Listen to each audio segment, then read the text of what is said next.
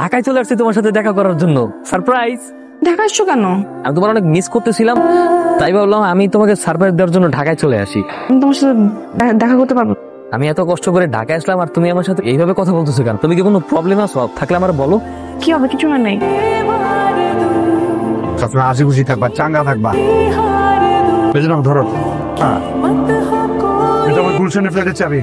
এখন থেকে আমার ফ্ল্যাটে থাকবা, আর কিছু লাগলে আমরা জানাবা। আচ্ছা, আমার বাসায় যেতে হবে। কই তুমি? বাসায় অ্যাসাইনমেন্ট করতেছি। তোমার টিচারও দেখলাম মাত্র ক্লাসে এন্ট্রি নিল। মানে কি হয়েছে? তুমি দেখে ফেলছো। আমি না তোমাকে কথাগুলো বলতে পারতেছিলাম। এমন কোনো কথা বলো না যেটা আমি সহ্য করতে পারবো না। রোশন চৌধুরীর সাথে অনেকদিন ধরে রিলেশনশিপে আছি। ঘুরে গিয়ে গ্রামে গিয়ে একটা ভালো মেয়ে দেখে বিয়ে করে ফেলো।